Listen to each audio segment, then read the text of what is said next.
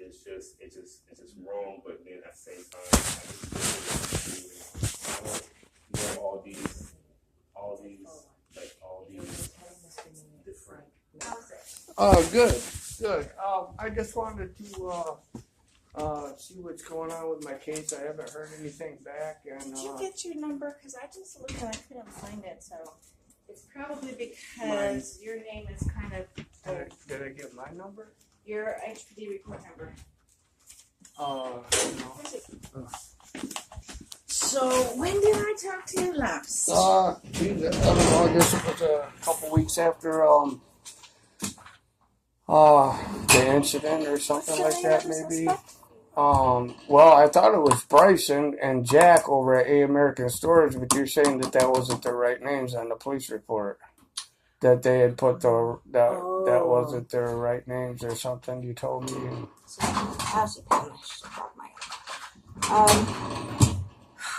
Because I just looked on my e-log and I didn't find it, but maybe I was spelling your name wrong. This is how you spell your name? Yes. And then regular Chris, is it Christian, Christopher? Just Chris. That's what I looked and I couldn't see it on the e-log.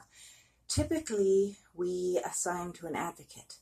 Okay. And I sent you a letter. Have you moved? No, I'm homeless. I've been homeless. Oh. But I got an address. It's 277 Ahua. I've never received it. What part of town? Huh. Like Honolulu or? Yeah. And I gave you the address, 277. That's been my mailing address. Let me go look, because we have a clerical shortage, and they've been taking a really long time. When do you think you started this case? What do you mean? When you came in, like when you first came in. I guess the assault took place on 6/1/2018. You told me it can take up to a couple years to get to court. When did you? You assigned me a detective. You said was assigned to my case, Mr. Coleman, I got a dentist appointment coming up, and I just seen an optometrist. I've been wrapped around doctors. I'm just going to go look for it because we have it. And my mailing address is at Waikiki Health. I check my mail there all the time, and I haven't received anything from the courts. It would be from victim witness at our prosecutor's office. I've received nothing. Okay, I'm trying to remember, because I've been signing letters recently, which there was a long stall when nothing was getting out because the one person here was training the other person. And anyway, I'm going to go look in our stack over there and see if I can find it for you. Okay. Because I'm surprised if it's been... When do you think you came in? This happened in June. Well, I had a broken finger. I give you a whole bunch of pictures. You took copies of it. You don't have a date or anything? Well, I just want to know about when you came in, because that would have been your intake date. I guess maybe it might have even been a month afterwards, or something, because I had to go get my finger fixed and everything, and I was going through a lot of that. I went to the ER, then they sent me to a bone specialist, and come to find out it was a spine specialist. So then I had to see somebody else, and so. And is it going to be considered as an assault 3 or? Well, you if you don't remember, we sat in here with the officer, and it's we redid the police report, and he upped it to a felony because of the finger and everything. It won't be with me at all. It'll be with the detective. Once the detective gets it, okay, then the detective decides if it's going to stay upgraded. Then they take it in and do their own intake with this office. They don't go through me. Okay. But let me go just double check, okay? So I can see it. Okay.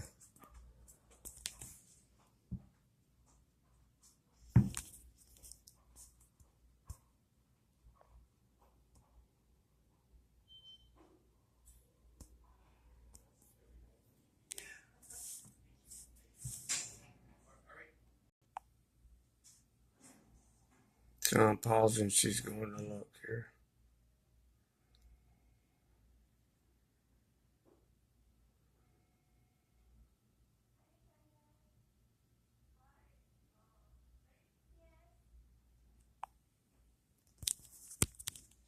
So I'm sitting here in a chair, the prosecuting attorney's office right now, waiting on her to come back.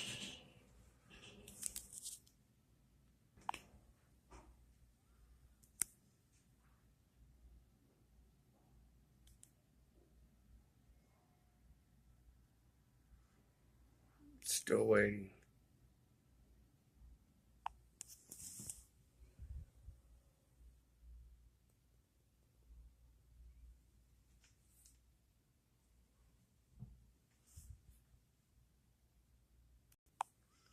Still waiting. Still waiting for Janine to come back.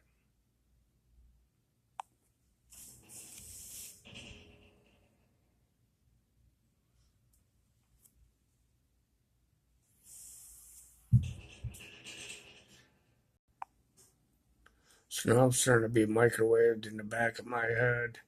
And this thing saying across from the air over by the Honolulu airport, this is real. You're really sitting in a real prosecuting chair, whatever that's supposed to mean. But I am a targeted victim. This had everything to do with organized gang stalking. And now I'm starting to be microwaved and focused down in the back of my head by this thing. This is just a record of it. Now this thing saying you need to diffie me.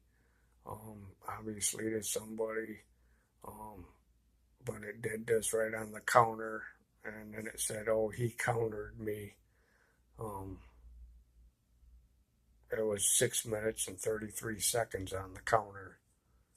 That's what's coming across the air. Focus sound, these extremely low frequencies over towards the airport towers again, right where the F-22 Raptors take off. It's obviously a military program.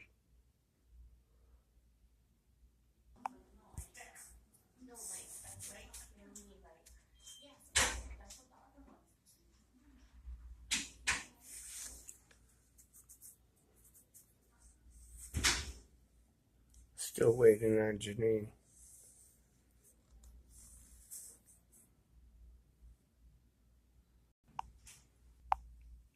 Still waiting on Janine.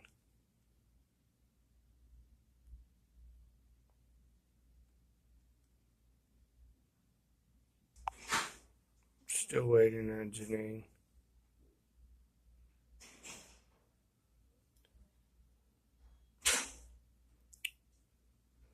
Exactly 8 minutes on the counter now. It's been on pause. Pausing it again. 8:10 on the counter. 8:12.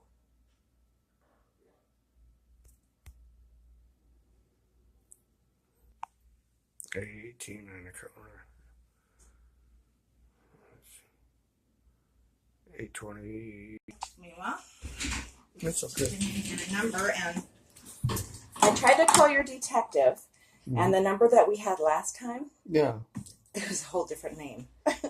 So I called the CID, excuse me, main number to get his number, which this is their number, Mm-hmm. and he wouldn't give it to me. I said, I've gotten it from you guys before. So he says, well, I'll call him, and then he'll call you. And I said, well, I left him a message. Is your phone number the same as the one that's, let me see, I got here. 810-247-9941. Yes, that's it. Okay, I gave it to him on the message. And I gave him this police report number and that you were calling for status. So he may call you. Okay. And he's probably going to call me with his number. But I also told them that I was going to give you the CID number. Since I couldn't give you his direct number. Now, can I get a copy of this stuff here? No, unfortunately, this is the police report. I can't get a copy of the police report? Actually, what I was going to finish saying is if you go to the Beretania station, Yeah. they will give you probably, this is the deal. Your case is still being investigated, right? Okay. But on this report, it says it was referred to our office. So if it was a closed investigation, they would redact it, and you could get it 50 cents for the first page and a quarter for all the other pages. On here it says 13 pages, but this is what confuses me. We called the police. They came in and saw that you had evidence of a permanent nature. But usually once they refer a case to us, they ask us to give the information to the prosecutor to upgrade it here. So I don't know if they closed that since you were here or what, but he came here, right? The officer came here, and said this should be a felony assault. That's what I wrote in my notes. That's why. Yes, and you brought this, and he redid the whole police report because they had their names wrong on there. They had everything wrong on the police report. So this the original report one. number is going to be different. Okay. I mean, that's well. Can I get the report number? That's what I was wanting from you. What happens is, if the police came and redid that, they gave it to you, right? Well, I was here. They didn't give me anything while I was here that I'm aware of. Okay, well, you give me Detective Coleman's number. They redid the police report. He said he was going to redo it, and he left. Yeah, well, and I don't see any evidence of that. And if they changed the number, then I don't have it because they're supposed to give it to you. You don't see any evidence of what? Him being here? I don't see. Well, I wouldn't have any evidence except the fact that we were sitting here together. Usually, when they come and do a report, they give you the number for the police report. On here, this is your old number from the initial date of the incident, and it says refer to us. So typically, after they refer it to us, we have to have the upstairs people review it. But what you're telling me that they actually were going to upgrade it here or at that point in time. So I guess the best thing to do is talk to Detective They Coleman. totally did. They totally redid the whole police report. Well, then when either of us talks to Detective Coleman, we'll ask him what that police report number is, because you just have the old one. And you do have the old one, right? Well, I've tried contacting Detective Coleman on probably 2 or 3 different occasions, and the one guy said that wasn't his number anymore. He moved. Then I tried getting a hold of him again. I passed the message on, and so far I have got nothing. Well, I imagine that's why you came in. That's part of the reason. Okay, but at this point in time, if I thought it was in felony people's hands, I don't do intakes for felonies, so that's why I haven't been doing anything. Right now, I got a message with both of our numbers. When I talk to him, I'm going to try and get your police report number, but I do want to give you your old police report number in case you do want to go get it. You know where the main station is in Bear Canyon? Yes. From what I see here, because it says it was referred to us, they should be able to give it to you.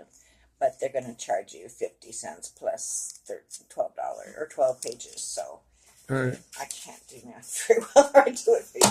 Let's see. 12 divided, 50 says, if I even had a calculator, it would help a little bit, but I'm thinking it's... you're just less like than $10, me when it right? comes... Yeah, probably.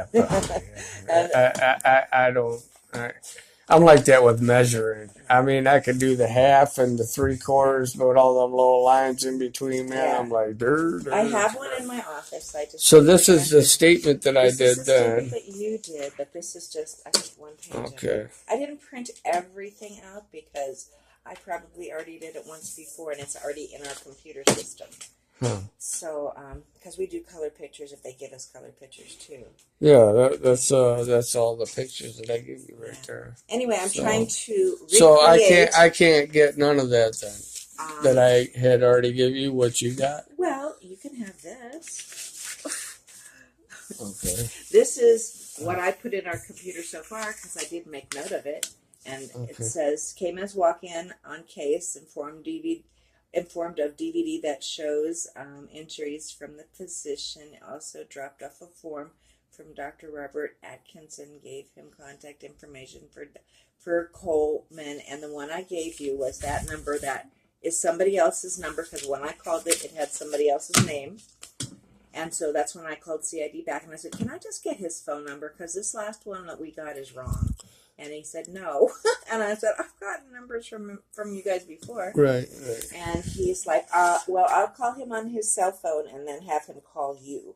And I said, okay, but I got the guy here right now, so I'm going to give him your number. Right. So Yeah. Well, I mean, he's He a may detective call on the case. I mean, if I can't call the detective on the case, then it's doesn't do me any good. well, let's just put it this way. I've heard complaints about some detectives before. They may be unreachable. They may actually not be available today. We can't expect that they're available, 24 hours every day. Well, no, but they should have, if they're assigned to your case, they should have a number where they can be reached. That is what my belief is, and that's why I asked for his number, and he wouldn't give it to me. And I said, I had it before, it's just not his number. Yeah. If Alicia answered the phone, she knows me, she'd give it to me. I don't know who this guy was. Maybe